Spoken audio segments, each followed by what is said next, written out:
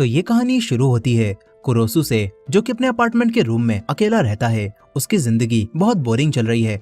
कुरोसु को अपनी एग्जिस्टेंस भी बेमतलब लगने लगी है, इसीलिए वो कुछ ऐसा करता है जिसे करना इल्लीगल है, लेकिन अगर तुम सफल हो गए तो कोई भी तुम्हें सजा नहीं दे पाएगा।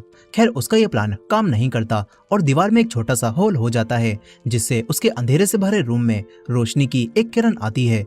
और जब कुरोसु उस हॉल के दूसरी तरफ देखता है तो उसे एक बहुत खूबसूरत लड़की दिखती है, जो कि उसके बराबर वाले रूम में रहती थी, लेकिन आज तक उसे इस बारे में पता ही नहीं था। वहीं दूसरी तरफ उस लड़की के रूम में उस जगह पर बुक शेल्फ थी जहाँ पर बुक्स रखी हुई थी, इसीलिए वो लड़की हॉल को नहीं देख पाती। कुरोसु को उस लड़की को देखकर ही उससे प्यार हो गया था और उसकी जिंदगी में अब कुछ नया हुआ था। कुरोसु अब रोज उस हॉल से उस लड़की को देखने लगता है और हर वक्त उस पर नजर रखता है। उस लड़की के हर एक काम से अब कुरोसु को प्यार हो गया था। एक समय जब कुरोसु उस लड़की को नहीं देख पाता तो वो बाहर निकलकर उस लड़की के रूम के बाहर जाकर आवाज सुनने की कोशिश करता है, लेकिन उसी समय एक दूसरी लड़की हारुको उसे देख लेती है। कुरोसु तुरंत ही झाड़ू उठाकर सफाई करने की एक्टिंग करने लगता है। उस लड़की हारुको का छोटा भाई इसी अपार्टमेंट के नीचे वाले रूम में रहता था, लेकिन वो दरवाजा नहीं खोल रहा था, इसीलिए हारुको अपने भाई के लिए खाने का सामान वहीं पर रखकर यहाँ से चली जाती है। और कुरोसु के पास कोई जॉब नहीं थी, जिस वजह से उसने कई दिनों से अच्छा खाना नहीं खा पाया था, इसीलिए कुरोसु उस खाने को खाने लगता है। लेकिन तभी उसके बराबर वाले रूम की वही लड़की बाहर आकर उसे देख लेती है। उस लड़की का नाम रियो होता है। वो कुरोसु से कहती है कि क्या तुम भी इसी अपार्टमेंट में रहते हो? कुरोसु हाँ करता है। तभी रियो के हाथ में वो चाकू देखकर डर जाता है। रियो कहती है कि मैं खाना बना रही थी, क्या मेरे साथ खाना चाहोगे? कुरोसु भी मान जाता है और रियो के रूम में आ जाता है। ये दोनों साथ में खाना खाने लगते हैं। कुरोसु को वो खाना काफी पसंद आता है। इसके बाद से कुरोसु सुबह शाम हर वक्त उस हॉल से रियो को देखता रहता है। रियो भी उसे कई बार अपने घर खाने पर बुलाती है और कुरोसु हमेशा उसके घर पर ही जाकर खाना खाने लगता है। लेकिन फिर एक दिन उसे एहसास हो जाता है कि ये सब कितना गलत है और ये सब आखिर कब तक चलता रहेगा। वो रियो से कहता है कि आखिर तुम मेरे साथ इतनी अच्छे से पेश क्यों आ रही हो? तुम मुझे रोज अपने घर पर खाना बनाकर खिलाती हो, जबकि तुमने देखा होगा मैं कोई भी काम नहीं करता और ना ही मैं कॉलेज में एडमिशन ले पाया। कुरोसु कहता है कि तुम्हें भी लगता होगा ना कि आखिर ये लड़का कब तक मेरे साथ यूं खाना खाता रहेगा, लेकिन रियो हंसते हुए मना कर देती है। रियो को भी कुरोसु पसंद आने लगा था, लेकिन यहीं पर कुरोसु समझ जाता है कि इस तरह रियो को हमेशा देखते रहना कितना गलत है, इसीलिए वो घर आकर हॉल को बंद कर देता है। हालांकि वो खुद को रोक नहीं पा रहा था और तभी उसे रियो के घर से एक आवाज आती है। वो तुरंत रियो के घर में झांकता है तो देखता है कि रियो एक आदमी के साथ आई है। कुरोसु को लगता है कि शायद वो रियो का बॉयफ्रेंड होगा, लेकिन देखते ही देखते रियो उस आदमी को मारकर खत्म कर देती है और किसी साइको की तरह हंसने लगती है। कुरोसु के पैरों तले जमीन खिसक जाती है। उसे समझ नहीं आता कि उसने जो भी देखा वो सच है या फिर उसका वहम। और तभी दूसरी तरफ वो गिरने की वजह से हॉल बंद हो जाता है। थोड़ी ही देर में यहाँ पर क्लीनर्स की टीम पहुंच जाती है। उनकी हेड एक लेडी रीना होती है और इनका काम मर्डर की जगह को अच्छे से साफ करना होता है। यहीं पर कुरोसु सोच रहा था कि रियो ने अभी अभी ये क्या किया और तभी उसके घर की बेल बजती है। रियो खाना बनाकर लाई थी और फिर दोनों साथ में कुरोसु के घर में खाना खाने लगते हैं। यहाँ पर रियो कुरोसु से कहती है कि तुमने मुझसे कल पूछा था ना कि अक्सर मैं तुम्हारे साथ खाना क्यों खाती हूँ। रियो कहती है कि दरअसल जब इंसान अकेला होता है तो वो अपने आप को दूसरों से कंपेयर करने लगता है ताकि वो समझ पाए कि वो भी नॉर्मल है, और मैं भी तुम्हारे साथ खाना इसीलिए खाती हूँ ताकि मुझे लगे कि मैं नॉर्मल हूँ। कुरोसु को ये बात अजीब लगती है क्योंकि जो उसने थोड़ी देर पहले देखा वो कोई भी नॉर्मल इंसान नहीं कर सकता। फिर रियो के यहाँ से निकलने के बाद कुरोसु तुरंत किसी तरह से बुक को हटाकर दोबारा से रूम में झांकता है, जो कि अब बिल्कुल क्लीन था। कुरोसु को लगता है कि शायद वो सब उसका वहम होगा, मगर तभी वो देखता है कि रूम में रियो के साथ एक और लेडी भी है। वो लेडी जैसे ही बाहर निकलती है तो कुरोसु उसे देखने लगता है, लेकिन वो लेडी रीना कुरोसु को देख लेती है और वो लेडी कुरोसु को भी जानती थी। अब अगले दिन रियो कुरोसु को देखती है जो कि अपने कपड़े धोने जा रहा था। रियो उससे कहती है कि तुम मेरी वॉशिंग मशीन यूज कर सकते हो, लेकिन कुरोसु मना कर देता है और कहता है कि तुम पहले ही मेरी बहुत मदद कर चुकी हो। तभी रियो कहती है कि क्यों ना आज भी हम तुम्हारे रूम में खाना खाएं। कुरोसु मान जाता है, लेकिन अब भी वो उसी बारे में सोच रहा था कि कैसे रियो ने बड़ी ही आसानी से उस आदमी को मार डाला था। कुरोसु सोचता है कि रियो तो कितनी क्यूट और सुंदर है, वो ऐसा नहीं कर सकती। फिर कुरोसु टेबल सजाने लगता है। तभी वो देखता कि रियो आज फिर एक नए लड़के के साथ आई है और रियो बहुत ही आसानी से उस लड़के का भी काम तमाम कर देती है। ये सब देखकर कुरोसु के होश उड़ जाते हैं। वो चीखता है और रियो तुरंत होल देखकर चाकू मारती है, लेकिन कुरोसु बच जाता है। रियो देख लेती है कि कुरोसु उसे देख रहा था। कुरोसु तुरंत घर से भागता है, लेकिन रियो भी अपना कटर लेकर उसके पीछे पड़ जाती है। कुरोसु भागते हुए एक छत पर आ जाता है और रियो भी उसके सामने आकर खड़ी हो जाती है। रियो कहती है कि क्या तुम उस होल से मुझ पर नजर रखते थे? आखिर कब से तुम ये सब कर रहे थे? कुरोसु बताता है कि उसे ये सब करते हुए ज्यादा समय नहीं बीता। रियो अब कुरोसु को मारने के लिए चाकू आगे कर लेती है और इस पर कुरोसु कहता है कि ठीक है, मुझे मार दो। मैंने तो वैसे भी खुद को मारने की कोशिश की थी, लेकिन मैं फेल हो गया और तब मुझे वो होल मिला जिससे मैं तुम्हें देखने लगा था और मुझे तुमसे प्यार हो गया। कुरोसु कहता है कि अगर मैं अभी भाग भी जाऊं तो मुझे नहीं पता कि आगे मैं कैसे जीऊंगा। कुरोसु रियो के सामने मरने के लिए घुटनों के बल बैठ जाता है और उसका ये अंदाज देखकर रियो भी उसके प्यार में पड़ जाती है और कहती है कि तुम सच में बहुत इंटरेस्टिंग हो। वो कुरोसु के गले पर चाकू रखती है और कहती है कि बताओ इस वक्त तुम्हें कैसा लग रहा है? क्या तुम्हें अब भी मैं पसंद हूँ? कुरोसु कहता है कि हाँ, मैं अब भी दिल से तुम्हें डेट करना चाहता हूँ। ये सुनकर रियो उसे नहीं मारती और उसके खून को टेस्ट करके बोलती है कि फ्रेश ब्लड बिल्कुल नमक की तरह लगता है। कुरोसु सोच रहा था कि ये लड़की पागल वागल है क्या, लेकिन छोड़ो। कुरोसु मौके का फायदा उठाकर किस करने की कोशिश करता है, मगर रियो उसे रोक देती है और कहती है कि अभी नहीं तो मैं तुम्हें मार डालूंगी। अभी बस तुम उस होल से मुझ पर नजर रखो। अब इसके बाद अगले दिन वही लड़की हारुको, जिसका खाना कुरोसु ने खा लिया था, वो दोबारा अपने भाई से मिलने आती है। हारुको अपने भाई को डांट रही थी क्योंकि वो कई दिनों से अपने मॉम डैड से मिलने नहीं गया था, लेकिन उस लड़के को कोई फर्क नहीं पड़ता, वो बस अपनी कैट के साथ बिजी था। अब तभी हारुको कुरोसु को देखकर हेलो कहती है। हारुको का भाई भी कुरोसु को हेलो बोलता है। इसके बाद रियो उस हॉल से अपने रूम को देखती है और फिर दोनों दोबारा खाना खाने लगते हैं। कुरोसु अब रियो के लिए काम करने का फैसला भी कर लेता है और अगले ही दिन एक स्टोर में काम करना शुरू कर देता है। रात में जब वो घर पहुंचता है तो दोनों हॉल से बात करने लगते हैं और कुरोसु अगले दिन रियो के साथ उसके कॉलेज जाता है, जहाँ पर रियो सबसे कहती है कि कुरोसु मेरा बॉयफ्रेंड है, जो सुनकर बाकी लड़कों का दिल ही टूट जाता है। वो सभी कुरोसु और रियो को ही देखते रहते हैं। कुरोसु रियो से कहता है कि लगता है मुझे इस कॉलेज में एडमिशन लेकर तुम्हारे पीछे घूमने वाले इन लड़कों को मारना पड़ेगा। ये सुनकर रियो उसकी तरफ बढ़ती है। सारे लड़के डर जाते हैं कि उनकी क्रश उनके ही सामने किसी और को किस करने वाली है, लेकिन रियो कुरोसु के कान में आकर कहती है कि भूलो मत, मैं एक किलर हूँ और किसी को भी आराम से टपका सकती हूँ। कुरोसु पूछता है कि आखिर तुम कब से ऐसा कर रही हो? रियो कोई जवाब नहीं देती। इसके बाद जब कुरोसु रियो के साथ बाहर घूमने जाता है तो रियो बीच रास्ते में ही प्लास्टिक शीट पहनकर एक लेडी को टपका देती है और इसी तरह जब भी वो कुरोसु के साथ बाहर घूमने जाती है तो किसी न किसी को रोज टपकाती है। कुरोसु इस सब को होते हुए देखता है और पूछता है कि आखिर उन लोगों ने तुम्हारा क्या बिगाड़ा है, तुम उन्हें क्यों मारती हो? रियो कहती है कि मैं एक किलर हूँ, लेकिन मेरे कुछ रूल्स भी हैं और मैं उन्हीं इंसानों को मारती हूँ जिन्होंने कुछ बुरा काम किया होता है। खैर कुछ दिनों बाद जब कुरोसु न्यूज़पेपर्स को चेक करता है तो उनमें किसी भी मर्डर की कोई खबर नहीं थी। उसे समझ नहीं आता कि पुलिस को वो बॉडीज क्यों नहीं मिली जिन्हें रियो ने मारा था। फिर कुरोसु जब घर आता है तो उसे हारुको का भाई दिखता है, जो कि एक कैट को खाना खिला रहा था। कुरोसु उससे थोड़ी देर बात करता है और उसे पता चलता है कि हारुको के भाई को कैट्स काफी पसंद हैं। अब इसके बाद कुरोसु रियो को पार्क में देखता है और सोचता है कि ये लड़की लोगों को सब्जियों की तरह काटती है, लेकिन कुछ भी कहो है तो क्यूट। वो रियो के पास आकर उसे चॉकलेट खाने के लिए देता है। इसी तरह ये दोनों कई दिन अच्छे से बिताते हैं, लेकिन फिर एक दिन हारुको कुरोसु से स्टोर में मिलती है। कुरोसु हारुको से अच्छे से पेश आता है और सामान के पैसे भी नहीं लेता। इसके बाद वो घर आकर तुरंत रियो को देखता है, लेकिन उसे अंधेरे के अलावा कुछ भी नहीं दिखता। कुरोसु टॉर्च से देखता है तो यहाँ पर एक नोट लगा हुआ था जिसमें लिखा था कि 10 बजे तक अपने रूम में ही रहना। कुरोसु खुशी से खाने की तैयारी करने लगता है, मगर तभी उसे रियो के रूम से एक आवाज आती है। कुरोसु जब वहाँ झांकता है तो देखता है कि रियो ने हारुको के भाई को बांध रखा है और रियो उसे मारने जाने लगती है। तभी कुरोसु चीख कर कहता है कि रुक जाओ रियो, उसे मत मारो, आखिर उसने क्या किया है? लेकिन रियो कुरोसु से कहती है कि चुप रहो और ध्यान से देखो, मैं इसे कैसे मारूंगी। रियो हारुको के भाई का गला पकड़कर उसे काट देती है, जिससे वो वहीं पर मर जाता है और कुरोसु भी हैरान रह जाता है कि आखिर रियो ने ये सब क्यों किया। और तभी रियो के रूम में क्लीनर्स और उनकी हेड रीना आ जाते हैं। कुरोसु ये सब देखकर तुरंत रियो के रूम में जाता है और रीना से कहता है कि तुम कौन हो और यहाँ पर क्या कर रही हो? रीना कहती है कि मैं क्लीनर्स की हेड हूँ, जो कि बॉडीज ले जाते हैं और मर्डर साइट को इस तरह साफ कर देते हैं जिससे किसी को भी कुछ भी पता नहीं चलता। रीना अपने आदमी से कहती है कि इसकी बॉडी की हालत अभी ही काफी खराब हो गई है, इसीलिए इसे यहाँ पर ही काट दो और वो लोग हारुको के भाई की बॉडी को यहीं पर काटने लगते हैं। इसके बाद रीना कुरुसो को बताती है कि कई सारे लोग बॉडी पार्ट्स को खरीदते हैं और उन्हें ज्वेलरी की तरह यूज करते हैं, बिल्कुल मेरी तरह।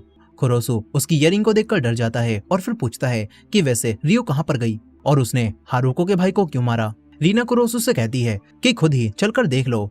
रीना के पास उसके रूम की चाबियां थीं। वो कुरोसु को हारुको के भाई के रूम में ले आती है, जो कि किसी भी नॉर्मल इंसान का रूम नहीं लग रहा था। वहां पर कई सारी कैट्स की डेड बॉडीज थीं और हारुको का भाई आसपास घूमने वाली कैट्स को खाना खिलाकर पकड़ता था और फिर उन्हें मारकर उन पर स्टडीज करता था। ये सब देखकर कुरोसु के होश उड़ जाते हैं। रीना कहती है कि इतना घबरा क्यों रहे हो, तुम्हारा भी तो यही हाल होने वाला है।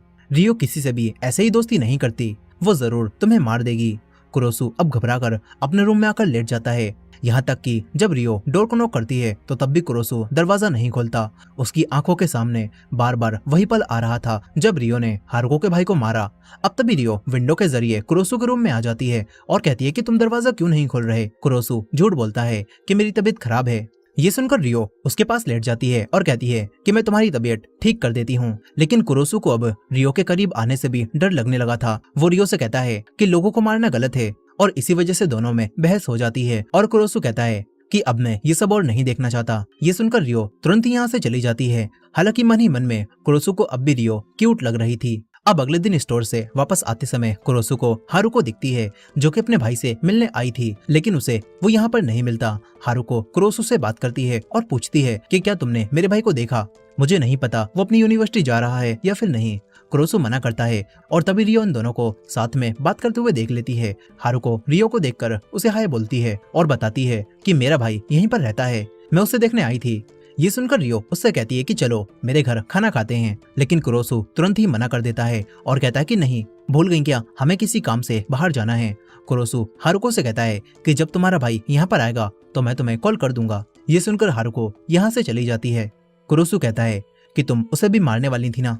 रियो बिना जवाब दिए अंदर चली जाती है। कुरोसु उसके पास जाकर कहता है कि हारुको अगले वेंसडे यहाँ फिर से आएगी, क्या पता उसे सच्चाई पता चल जाए। लेकिन रियो कहती है कि चिल करो यार, हमने कोई भी सबूत नहीं छोड़ा। मगर कुरोसु अब भी परेशान था। वो रियो से कहता है कि तुम हारुको को भी मारने वाली हो ना। मगर रियो मना कर देती है और कहती है कि मेरे कुछ रूल्स हैं और अगर मैं ऐसे ही लोगों को मारने लगी तो मेरा तो कैरेक्टर ही बिगड़ जाएगा। अब अगले दिन कुरोसु के पास हारुको का मैसेज आता है। वो कुरोसु को एक कैफे में मिलने बुलाती है ताकि अपने भाई के बारे में कुछ बात कर सके। लेकिन तभी एक ब्लैक वैन कुरोसु के सामने आती है और उसे किडनैप कर लिया जाता है। मगर अंदर रीना थी। वो कुरोसु से कहती है कि तू अब भी जिंदा है, मुझे तो लगा तू मर गया होगा। कुरोसु रीना से कहता है कि तुम्हारी वजह से अब हारुको अपने भाई को ढूंढने में लगी है। लेकिन रीना भी चिल होती है। वो कहती है कि हारुको को अपने भाई का पता कभी भी नहीं लग पाएगा। फिर रीना कुरोसु से कहती है कि वैसे तो तू किसी भी काम का नहीं है, लेकिन तू एक अच्छी लाश बन सकता है, इसीलिए अगर तू मरने के लिए तैयार है तो मैं तेरी मदद करूंगी। कुरोसु हैरान होता है और कोई जवाब नहीं देता। इसके बाद वो कैफे में हारुको से मिलता है। हारुको बताती है कि मैं पुलिस के पास गई थी क्योंकि मेरे पेरेंट्स ने बताया कि मेरा भाई लंबे समय से घर भी नहीं आया है। लेकिन फिर हारुको को लगा कि क्या पता उसका भाई किसी ट्रिप पर निकल गया हो, इसीलिए उसने रिपोर्ट को कैंसिल करवा दिया। कुरोसु को ये सुनकर सुकून मिलता है। लेकिन तभी हारुको कहती है कि अब मैं तुम्हारे अपार्टमेंट के ऑनर से बात करूंगी ताकि मैं उसके रूम को चेक कर सकूं, और क्या तुम इसमें मेरी मदद कर सकते हो, क्योंकि हारुको को अकेले में बात करने से डर लग रहा था। कुरोसु मना नहीं कर पाता। जिसके बाद ये लोग ऑनर से मिलते हैं और ऑनर अपनी मास्टर की से हारुको के भाई का रूम खोल देता है। ये लोग अंदर जाकर चेक करते हैं तो कुरोसु हैरान रह जाता है क्योंकि यहाँ से सारे सबूत हटा दिए गए थे और रूम बिल्कुल एक स्टूडेंट के रूम जैसा लग रहा था। यहाँ पर इन्हें एक टिकट रिकॉर्ड भी मिलता है जिससे हारुको को लगता है कि उसका भाई किसी ट्रिप पर ही गया होगा। कुरोसु को ये सब देखकर सुकून मिलता है कि रीना ने यहाँ से सब हटा दिया। साथ ही अब हारुको को भी उसके भाई की और चिंता नहीं होती। कुरोसु उससे कहता है कि आगे भी अगर मदद चाहिए हो तो मुझे बता देना।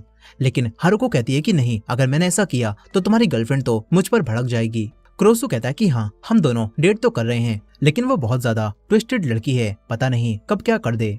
ये दोनों बातें करते हुए साथ जाने लगते हैं और फिर रात में जब कुरोसु खुशी से वापस लौटता है तो तभी उसे रियो दिखती है जो कि एक और लड़के के साथ थी। उस लड़के के हाथ पर बी का टैटू बना हुआ था और वो रियो के काफी ज्यादा करीब था, जो देखकर कुरोसु को लगता है कि शायद रियो उसे धोखा दे रही है, वो किसी और से प्यार करती है। इसके बाद जब दोनों साथ में डिनर कर रहे थे तो कुरोसु रियो से कहता है कि तुम सीक्रेटली मुझसे ब्रेकअप करने का प्लान बना रही हो ना। रियो कहती है कि तुम मुझसे ये क्यों पूछ रहे हो, जबकि तुम खुद भी आजकल उस चश्मिश के साथ ज्यादा घूमने लगे हो। क्या तुम भी मुझे छोड़ने का प्लान बना रहे हो? कुरोसु कहता है कि नहीं, ऐसा नहीं है। रियो कहती है कि रीना अपना काम करने में माहिर है, इसीलिए जब उसने कहा था कि उसने सारे सबूत मिटा दिए तो तुम्हें टेंशन लेने की जरूरत नहीं थी और तुम्हें खुद बीच में नहीं पड़ना चाहिए था। दोनों के बीच में दोबारा बहस हो जाती है और रियो गुस्सा हो जाती है। तभी कुरोसु उसे मनाने के लिए उसे हक करता है और किस करने वाला होता है, लेकिन रियो दोबारा उसे रोक देती है और कहती है कि मैं तुम्हें मार डालूंगी। अब इसके बाद हम उसी बी गैंग के अड्डे को देखते हैं। रियो यहाँ पर आती है, एक आदमी उस पर हमला करता है, लेकिन रियो बच जाती है और इनका लीडर उस आदमी को रोक देता है। वो आदमी रियो से कहता है कि जिसे तूने मारा वो मेरा बहुत अच्छा दोस्त था।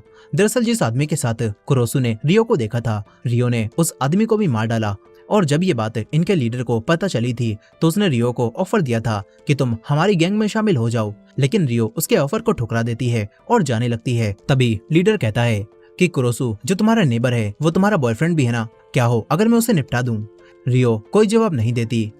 इधर कुरोसु स्टोर से अपना काम पूरा करके घर जाने लगता है। तभी बाहर उसे रियो मिलती है जो कि उसका ही वेट कर रही थी। रियो कुरोसु के साथ घर तक आती है, जहां पहुंचते ही इन्हें हारुको मिलती है। हारुको इनसे मिलकर इन्हें बताती है कि मुझे थाईलैंड से मेरे भाई ने एक मेल भेजा है, वो थाईलैंड गया है और इस लेटर में ये भी लिखा था कि ये बात मैं तुम्हें भी बता दूं। कुरोसु ये चीज देखकर हैरान होता है क्योंकि वो जानता था कि ये सब किसने भेजा है। यहीं पर हारुको परेशान हो जाती है। वो सोचती है कि मेरा भाई थाईलैंड में क्या कर रहा होगा। ये लोग रियो का बनाया हुआ खाना खा रहे थे और रियो हारुको से कुछ ज्यादा ही अच्छे से पेश आ रही थी, लेकिन तभी हारुको को नशा चढ़ जाता है और वो यहीं पर बेहोश हो जाती है। दरअसल रियो ने खाने में बेहोशी की दवाई मिला दी थी और अब रियो प्लास्टिक शीट पहनकर आती है और कटर से हारुको का भी काम खल्लास करने के लिए तैयार हो जाती है। मगर कुरोसु उसे हारुको को मारने से मना करता है। वो रियो का हाथ पकड़ लेता है और कहता है कि अगर तुम ऐसे ही लोगों को मारती रहोगी तो पुलिस को तुम पर शक हो जाएगा और मैं नहीं चाहता कि पुलिस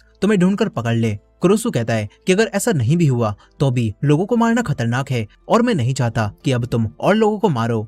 ये सुनकर रियो कहती है कि फिर तो मुझे पहले तुम्हें ही मारना होगा, मुझे बस तुम्हारा गला काटना है और बात खत्म। कुरोसु कहता है कि तुम ये कभी भी नहीं कर पाओगी। दोनों शांत हो जाते हैं और रियो हारुको को बिना मारे ही चली जाती है। अब कुछ समय बाद हारुको को होश आता है। उसे लगता है कि वो सो गई थी। कुरोसु उसे पानी देता है और काफी अच्छे से पेश आता है, जो देखकर अब हारुको से और नहीं रहा जाता। वो कहती है कि तुम्हें वो चुड़ैल मेरा मतलब रियो क्यों पसंद है, आखिर तुम्हें उसमें अच्छा क्या दिखता है? कुरोसु कहता है कि मुझे रियो की हर एक चीज से प्यार है। तभी हारुको कहती है कि मुझे भी तुमसे प्यार हो गया है। कुरोसु हैरान रह जाता है और सारा पानी हारुको के ऊपर जाकर गिरता है। कुरोसु तुरंत एक कपड़े से उसे साफ करने लगता है और तभी रीना यहाँ आकर इन्हें देख लेती है। कुरोसु यहाँ पर रीना को देखकर हैरान होता है। हारुको तुरंत यहाँ से चली जाती है। रीना कहती है कि ये जिंदा क्यों है, इसे तो मर जाना चाहिए था। रीना कुरोसु से कहती है कि तुम्हारी वजह से आज पहली बार ऐसा हुआ है जब रियो ने मेरे कहने के बाद भी किसी को नहीं मारा। रीना कुरोसु से कहती है कि तुम किसी भेड़ की तरह हो और रियो एक भेड़िया है, इसीलिए तुम उससे दूर रहो, तुम दोनों कभी एक नहीं हो सकते। इसके बाद रीना रियो से बात करती है और रियो से बात करके रीना को समझ आ जाता है कि रियो अब कुरोसु की वजह से बदलने लगी है। इधर हारुको दोबारा कुरोसु से मिलती है और उससे उस दिन के लिए माफी मांगती है, लेकिन वो कहती है कि मैं सच में तुमसे प्यार करने लगी हूँ। कुरोसु मना करता है, मगर हारुको अपनी तरफ से पूरी कोशिश करती है। वो कहती है कि रियो तुम्हारे लायक नहीं है, वो खुद को तुम्हारे लिए नहीं बदल सकती और हमेशा वही करती है जो वो चाहती है। कुरोसु उसकी बात सुनकर कोई जवाब नहीं दे पाता। हारुको जाते हुए कहती है कि मेरी बातों के बारे में सोचना और कल सुबह इसी कैफे में आकर मुझसे मिलना।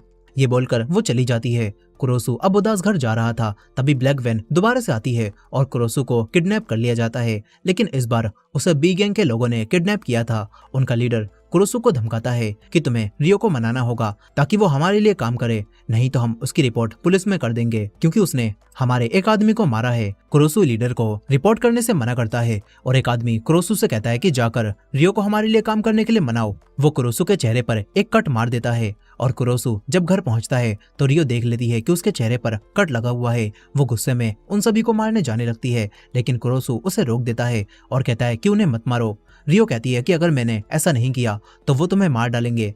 कुरोसु कहता है कि उन्हें ना मारना ही बेहतर रहेगा। ये सुनकर रियो कहती है कि तुमने हॉल से मुझे देखा था ना, मैं क्या करती थी, मैं लोगों को मारती थी और यही मेरा काम है, मैं ये करती रहूंगी। कुरोसु चिल्लाकर कहने लगता है कि तुम हारुको को मारने से रुक गई थी, इसीलिए अगर तुम चाहो तो तुम खुद को बदल सकती हो। रियो कहने लगती है कि ऐसा नहीं हो सकता, मैं लोगों को मारती हूँ और यही मेरा काम है, इसके बिना मैं कुछ भी नहीं हूँ। मगर कुरोसु उसे समझाता है कि तुम लोगों को मारे बिना भी अपनी जिंदगी जी सकती हो। कुरोसु उससे कहने लगता है कि मैं तुमसे प्यार करता हूँ, इतना प्यार कि मैं तुम्हारे लिए मरने के लिए भी तैयार हूँ। लेकिन रियो कहती है कि नहीं, तुम अब भी मुझे नहीं समझे। तुम मुझे उस हॉल से देखते थे और तुम्हें एक किलर से प्यार हो गया, लेकिन तुम ये नहीं मानना चाहते और जैसा फ्यूचर तुम चाहते हो वो मेरे साथ पॉसिबल नहीं है। ये बोलकर वो जाने लगती है। तभी कुरोसु रियो को रोक देता है और कहता है कि तुम गलत हो। मगर रियो चली जाती है और जाते जाते कहती है कि अब उस हॉल को बंद कर दो। अगले दिन जब कुरोसु स्टोर में काम कर रहा था तो तभी रीना यहाँ पर आ जाती है। वो कुरोसु को बताती है कि रियो ने बहुत जल्दी ही एक बहुत बड़ा क्लीन अप करने का काम दिया है, यानी वो बहुत सारे लोगों को एक साथ मारने वाली है।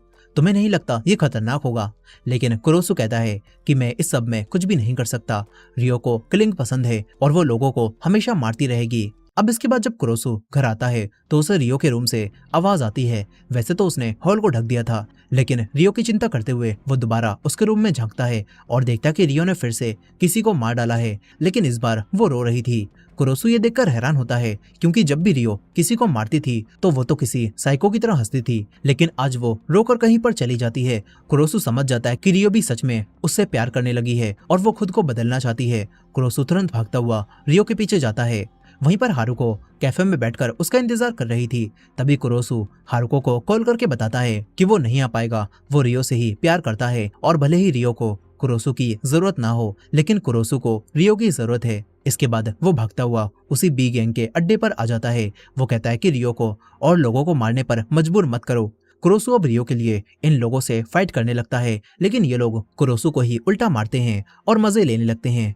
मगर तभी रियो यहाँ पर पहुंच जाती है। वो एक जहरीली गैस का कैन यहाँ पर फेंकती है, जिससे सभी को सांस लेने में तकलीफ होने लगती है और इसके बाद वो खुद सामने आती है और कुरोसु को यहाँ देखकर हैरान होती है। कुरोसु की ये हालत देखकर रियो को गुस्सा आ जाता है। वो दोनों हाथों में कटर उठाकर यहाँ पर मौजूद सभी लोगों को मारने लगती है।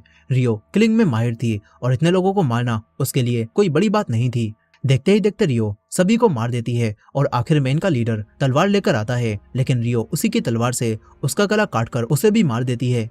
अब इसके बाद वो कुरोसु से कहती है कि तुम यहाँ पर क्या कर रहे हो? कुरोसु कहता है कि मैं इन्हें रोकने आया था ताकि ये लोग तुम्हें किसी और को मारने का ऑर्डर ना दें।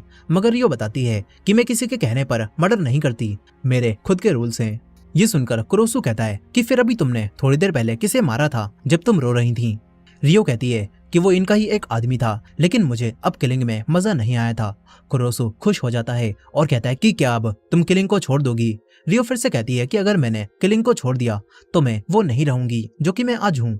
कुरोसु उसे समझाता है कि तुम जैसी भी हो मैं तुमसे ही प्यार करूंगा। रियो भी कहती है कि मुझे भी तुम पसंद हो। ये सुनकर कुरोसु अब पहली बार रियो को किस करता है और रियो उसे नहीं रोकती, लेकिन इसके बाद रियो कुरोसु के पेट में कटर घुसा देती है। वो बिल्कुल वैसा ही करती है जैसा उसने कहा था कि अगर तुम मुझे किस करोगे तो मैं तुम्हें मार डालूंगी। और कुरोसु के पेट में चाकू घुसाकर रियो कहती है कि मैं बहुत समय से एक ऐसे इंसान को मारना चाहती थी जिससे मैं बहुत प्यार करती हूँ और ये करके अब मुझे बहुत मजा आ रहा है। कुरोसु भी रियो के लिए खुश था। फिर कहानी कुछ समय आगे जाती है जहाँ पर अब रियो अपना अपार्टमेंट शिफ्ट कर रही थी और साथ ही हमें पता चलता है कि उस दिन रियो ने कुरोसु को पूरी तरह से नहीं मारा था और कुरोसु अब भी जिंदा होता है और दोनों साथ में रहने का फैसला करते हैं। साथ ही रियो ने सोच लिया था कि अब वो और किलिंग नहीं करेगी। रियो कहती है कि ये काम मुश्किल होगा, लेकिन देखना कुरोसु, एक दिन मैं तुम्हें जरूर मारूंगी। और इसी तरह खुशी खुशी ये दोनों अपने नए घर जाने लगते हैं और इसी एंडिंग के साथ ये कहानी यहाँ पर खत्म हो जाती है। दोस्तों, आपको ये मूवी कैसी लगी कमेंट करके जरूर बताइएगा और ये वीडियो पसंद आई हो तो वीडियो को लाइक करके हमारे चैनल को भी सब्सक्राइब कर लीजिएगा। मिलते हैं नेक्स्ट वीडियो में।